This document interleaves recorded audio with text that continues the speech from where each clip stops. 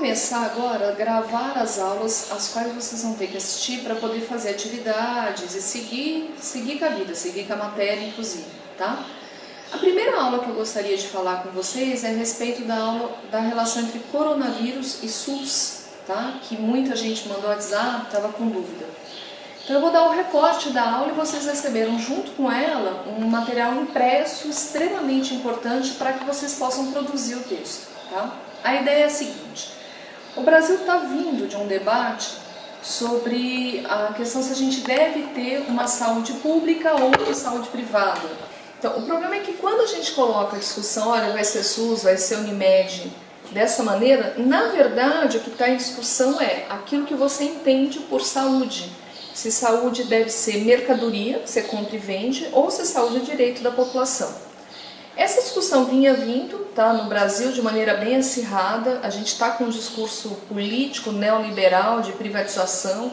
Há pessoas que pedem para privatizar a Petrobras, privatizar a universidade pública, privatizar o Estado, porque supostamente ele se tornaria mais eficiente. Até que chegou a pandemia do coronavírus e é isso que nós estamos assistindo. Todo mundo em casa, morrendo de medo de morrer, e uma perspectiva muito grande de que a saúde pública do Brasil vai entrar de fato em colapso a partir de abril agora. Gente, o que o coronavírus tem para ensinar para a gente, além dos valores morais que a gente já sabe? Não pode ser ganancioso, vamos dividir mercadoria que está no supermercado, fica em casa para cuidar dos idosos, a gente tem que ser mais generoso com o nosso semelhante, mesmo que a nossa resistência física seja alta. O coronavírus está aqui, neste momento, para explicar que um Estado liberal não funciona. Ou seja, um Estado que privatizou saúde e educação parou de funcionar. A hora que chega uma pandemia como essa, o Estado vai à falência. Quais países conseguiram segurar bem a onda do coronavírus? China, que foi o primeiro país infectado. Tá? A linha de infecção na China já acabou. Ontem foi anunciado que eles têm 0 infecção dentro do país. A Coreia, porque a população é extremamente educada, respeitou o toque de recolher. Agora, e os países que não estão funcionando com o coronavírus? Estados Unidos, que estão prevendo aí uma recessão que deve durar entre 6 a 8 meses, a maior crise econômica americana desde 2008, porque o país não tem sistema público de saúde e não tem um sistema de trabalho em que as pessoas possam ficar em casa. Se elas não trabalharem, elas não recebem. Ou seja, é um país extremamente capitalista, em que não há direitos trabalhistas, em que o papel do Estado é 0 e é o país que está sofrendo muito com essa pandemia de coronavírus. Agora, e o Brasil? O Brasil que tem o SUS, o maior sistema público de saúde do mundo, um dos mais eficientes. O que a gente pode levar como educação, tá? A primeira ideia é o seguinte: toda vez que a mídia representa o SUS, ela representa o SUS para gente com filas numerosas, com gente chorando porque não foi atendido, gente histérica porque morreu um parente e porque não recebeu atendimento, denúncia de médicos que deveriam estar trabalhando ou não. Ou seja, a representação midiática que a gente tem do SUS é sempre super negativa. Só que a gente não para pensar, galera, que o SUS cuida desde a água que a gente toma, essa garrafinha de água aqui, ó. Se eu quiser comprar, quem vai testá-la como vigilância sanitária para que essa água não esteja contaminada é o SUS.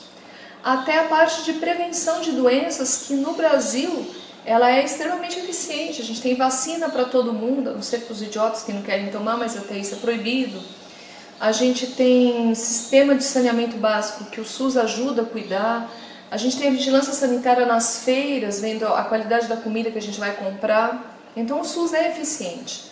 Além do SUS ser eficiente, ele tem um outro detalhe: ele é extremamente barato. No texto de base que vocês vão receber, vocês vão ver financiamento.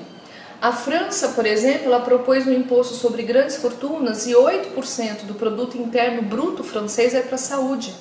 O Brasil hoje, depois daquela lei do Temer, do teto dos 20 anos, está em torno de 3,8%, 3,9% do produto interno bruto.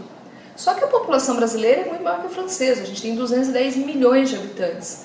E o SUS tem que atender a todas essas pessoas. O SUS tem uma média hoje, galera, de investimento de $500 por ano por habitante. É um investimento muito baixo, muito baixo, se comparado a de outros países. A gente tem o Uruguai, por exemplo, que investe $1.400. tá? E é um país mais pobre do que o Brasil. Então, relativo a investimento de grana e resultado que é proporcionado para a população, o SUS é extremamente eficiente. Agora, mais do que eficiente, quando surge uma pandemia como o coronavírus, é que a gente percebe que saúde não é mercadoria. Mesmo o país mais capitalista do planeta, que é a Inglaterra, o sistema de saúde é inteiramente público e é gratuito. Se você quiser um atendimento particular, você não tem. Na Inglaterra é impossível atendimento privado. Todos os médicos são funcionários públicos. Assim como os juízes no Brasil, judiciário é funcionário público, médico na Inglaterra é funcionário público. Tem um salário altíssimo, correspondente à importância da profissão no país, e é um sistema de saúde que funciona pra caramba. Por que é importante a gente saber disso? Porque quando chega coronavírus, não é a Unimed que vai te curar, porque a ação ela tem que ser de ordem pública. A gente tem que dar o toque de recolher, tem que ter agente de saúde pública trabalhando nos postos para receber a população. Não adianta eu estar saudável se o meu colega do lado estiver doente, eu vou pegar coronavírus do mesmo jeito. Não adianta eu poder estar dentro da minha casa se a minha empregada tem que ir para dentro da minha casa levar coronavírus. Então você tem que ter agentes de saúde que possam testar. Você tem que ter um programa responsável por fazer aquilo que é a saúde preventiva. E isso só o SUS que está fazendo no Brasil. A Unimed, ela serve para, por exemplo, você fazer um exame mais rapidamente, conseguir marcar uma consulta. E mesmo assim, gente, plano de saúde privado, ele tem que dar lucro. Tanto que no texto de base que vocês receberam, vocês vão ver que o investimento que o país faz no SUS hoje é de 110 bilhões de reais por ano. O investimento que os planos privados têm é de 90 bilhões de reais por ano. O plano privado atende a 25% da população só. O SUS atende a 75%, podendo atender a 100%. Se você tem Unimed, mas vai fazer o transplante, quem paga o teu transplante é o SUS. Então, defender o SUS nessa época é fundamental, porque o coronavírus está aí para dizer para a gente uma coisa muito simples. Essa pandemia ela não precisa necessariamente ser um problema individual de cada um. Tá? Nós não ficaremos doentes, a expectativa é que 5% da população precise de internação médica. Ou seja, uma porcentagem pequena, se você for pensar na totalidade de pessoas. Mas na mesma proporção que a pandemia de coronavírus não é um problema de saúde individual, ela é sim um problema de saúde pública. Se nós não combatermos o coronavírus rapidamente, a nossa economia vai quebrar.